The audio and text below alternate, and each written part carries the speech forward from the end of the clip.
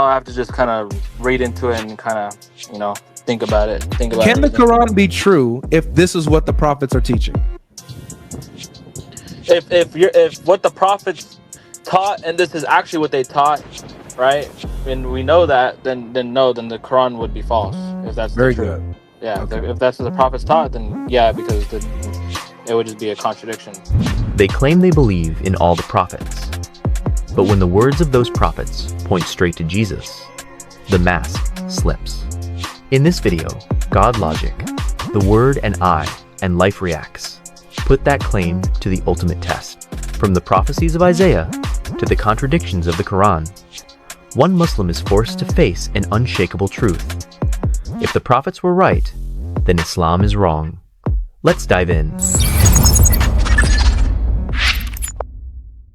The Quran is less than 80,000 words. The Bible is almost 1 million. You filter out everything that doesn't agree with your Quran. You're filtering out you're filtering out, I would say 95% of the Bible, bro. Of course. What do you mean minor? What do you mean minor filtration?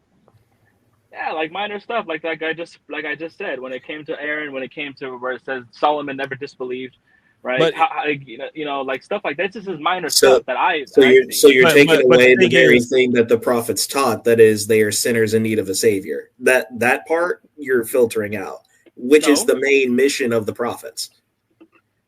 No, Solomon. You guys said that Solomon died like a polytheist, or he died a disbeliever. Well, that's not it. The thing is, what you're doing is the implications of what you're doing. So if there's any way that this passage is false and been corrupt, then that means, how do you know anything in the previous scriptures are not corrupt? Because the Quran says this is the implications. Because the Quran said the Quran doesn't speak negatively about the previous scriptures. It doesn't, like, when it calls the Torah guidance and lie, the prophets swore by the Torah, and stuff like that. And I don't know, the earliest and scholars he says that they're preserved. Right. So are the previous prophets swearing by corrupted texts? Well, when the prophet swears by the Torah, right, other Muslims might say that he didn't. They can, I believe he did. I don't have a problem with it. Other Muslims will say it's a daif hadith, whatever. But there are scholars that say this is authentic, like Ibn Taymiyyah, and even the earlier scholars say it's authentic. And like Qur'an, and the earliest scholars say that. Later scholars some of them will kind of have difference of opinion on it. Albani says it's good. So when he says, you gotta plant your flag, then, bro. Is it authentic, let me finish. Is it not? Yeah. So when the prophet swears by the Torah, he says, "I believe in you and he who revealed you." Right. 543. This is talking about the judgment that's in there. And even like for example, the Jews, like they in the Quran it says, why do the Jews come to you, for judgment when they find it in their Torah, right? Because the judgment is in the Torah; it's still there. Okay. So for example, would you say that for example, when we read Isaiah 53, do you agree that Isaiah 53 teaches that the Messiah is going to be an atoning sacrifice? I'm not too sure. In Isaiah 53, I mean, there's difference of like interpretations of it. If you want to take that interpretation, it'll align with what you guys believe, sure. But I mean, just off the plain reading, it aligns with what we believe, right? Yeah, off the plain reading, you can say that. Yeah, I would agree. So would you consider that a huge place where obviously there's a doctrine being taught by the prophets that the Quran obviously disagrees with? Yeah, but Isaiah 53 is just it's kind of like, you can say it's clear cut, but in a way it's a little. Oh, you cut out after you said it. You could say it's clear cut, but, and then you cut out. Sorry, my AirPods disconnected. I think it's a bit ambiguous. You ask me. Do you think Isaiah 53 is ambiguous? Yeah, can you read it? Yeah, Isaiah 52:13. Behold, my servant shall act wisely. He shall be high and lifted up, Reuven Asah, and shall be exalted. As many were astonished at you. His appearance was so marred beyond human semblance, and his form beyond that of the children of mankind. So shall he sprinkle many nations, and kings shall shut their mouths because of him. For that which has not been told them, they see, and that which they have not heard, they understand. Who has believed what he has heard from us? And to whom has the arm of the Lord been revealed? For he grew up before him like a young plant and like a root out of dry ground. Let's take this slowly. Let's take this slowly. Yeah, let's go. So far we see that the servant has gone through some physical abuse and physical persecution, right? So far, it says his appearance so marred beyond human semblance and all that kind of good stuff. I wouldn't say that's good stuff, but yeah, sure. Well, it's good. It's good stuff for us. Once you understand the gospel message, you'll understand that is good. But okay, so he's physically abused. He takes on physical persecution. He's beaten beyond recognition, basically. All right. All right. So then go ahead and continue 53. Yeah, 53, who has believed what he has heard from us, and to whom has the arm of the Lord been revealed? For he grew up before him like a young plant and like a root out of dry ground. He had no form or majesty that we should look at him, and no beauty that we should desire him. He was despised and rejected by men, a man of sorrows and acquainted with grief. And as one from whom men hide their faces, he was despised, and we esteemed him not. Surely he has borne our griefs and carried our sorrows. Yet we esteemed him stricken, smitten by God, and afflicted. But he was pierced for our transgressions. He was crushed for our iniquities. Upon him was the chastisement that brought us peace, and with his wounds we are healed. All we like sheep have gone astray. We have turned every one to his own way, and the Lord has laid on him the iniquity of us all. Pause there. So who does this sound like, Moriah? Who does it sound like? Yeah. That sounds like the New Testament Jesus. That's what it sounds like. So it's pretty clear. It's not ambiguous that it's Jesus. It's pretty clear that this is telling what Jesus went through as the gospel depicts him, right? Yeah. How exactly would the Jews interpret this? I'm just curious because I've never talked to a Jew about this.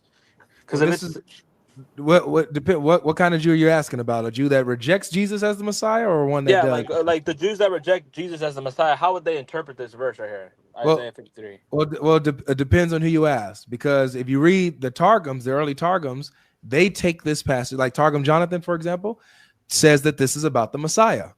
Now they don't identify Jesus specifically as the Messiah, but they understand the passage to be messianic. Okay. So, and how is this key to him? Because you, as a Muslim, believe Jesus is the Messiah. Mm-hmm. Yeah. So you should believe in Isaiah 53. Yeah, but we don't believe that Jesus was killed. And why not? And why not? Why? Because what the Quran says. So exactly. You reject the prophets because of the Quran. This is the point. So when Word asks you, where do you get your knowledge about the prophets from? And your answer is, we have the Torah, we have the Psalms, we have the writings of the prophets, we have the Old Testament, we have the gospel. That's not really your answer. Really, your answer is the Quran and Muhammad. In a sense, sure, you can say that. The Quran will filter some things out. Yeah. The Quran doesn't filter. No, the Quran doesn't filter anything out. You do. The Quran says that these scriptures the Quran filters things out because when the Quran, the Quran filters out the fact that Jesus dying. That's one of the things the Quran filters out. It doesn't filter it out. It just simply denies it. Yeah, it just contradicts what the prophets say. That's all. And that's the Islamic dilemma. Yeah, but in the Quran, when it says it just says that the Jews they neither the Jews say they killed the Messiah and the Christians say that they crucified him. They just says that just denies it, but it doesn't deny a crucifixion happening. Okay. So this is the thing. This is the thing. This is the thing. I don't think the Quran denies the crucifixion. I believe. All right, Mawawi, I get you. The crucifixion. But the thing is, all of the previous prophets said it was going to happen. So when Allah made it look like Jesus was going to be crucified, he validated the prophecies of all of the previous prophets to come about predicting that the Messiah is going to be crucified. But then 600 years later, he said, you know what? I was just playing, y'all. That really wasn't him. So this is what we're trying to show you. 40 some prophets, all we Okay, literally can name all the we prophets. literally can show you. You want from more? from No, you don't need to you don't need to read more. Moses, Just tell me which prophets. All Moses, prophets. Zechariah, David, Isaiah, Zechariah, Isaiah. Mhm. Okay. Hosea, Daniel. Daniel. Hosea. Daniel All that. literally says that the Messiah is going to be cut off from the land of the living. Yeah, and then I forgot. Yeah, I know what passage Daniel you're chapter talking 9. about. So since you don't think the previous scriptures are corrupted all that bad, was Allah verifying these scriptures before him to make it look like the Messiah was going to be crucified? Well, when it talks about verifying the previous scriptures, you can say there's two scenarios. Because some Muslims will say that, well, it's talking about just the Torah that was given to Moses, but it doesn't even say that in the Quran that the Torah was given to Moses. It says he was given a book. This But we is can, why. Exactly. but you could just make Oh, a you could just make a case like he's using reason. You'll say that this is the Torah. Like, Man, Logic was jealous for a reason. I like you, man. Nah, but for real, say that. but But this is so what look, this is what look, we're trying to. Let me finish. I'm sorry. So there's Go ahead. two like scenarios, right? Muslims will say either it's going to be that the Torah is going to be just the law, right? We're going to say the 5 books, or we can say the Torah is going to be the entire Old Testament. So it just kind of depends. So some Muslims will just tell you, no, we reject Isaiah, Daniel, and we'll just accept the first 5 books in the Psalms. And then other Muslims, like the earliest ones, will say that it's going to be the entire Old Testament. So what is your take? The Torah, I believe the Torah is going to be because for example, when the Jews, thing, right? because when the Jews came to the prophet, right, and then they asked him, he said, "Do you find me in your Torah?" And then he quotes Isaiah 42. Quotes Isaiah, yes. Yeah. So that's why even the prophet understood that the Torah wasn't just the first 5 books, because if that was the case, then the prophet would have corrected him. Well, that's not the Torah. What are you talking about? We don't know. Very good. Is. So here's the problem then. So the problem is that when we go into these prophets, we seek very clearly a suffering Messiah being depicted explicitly, not hinting at it, not, oh, maybe we have to interpret it this way. No, the Messiah is going to be marred beyond semblance. Psalms says that he's going to have his hands and his feet pierced. Daniel says that he's going to be cut off from the land of the living. Zechariah says that he's going to be shown to the people of Israel, and they're going to see the one whom they pierced. Hosea talks about how he's going to be dead after 2 days, and on the third, rise again.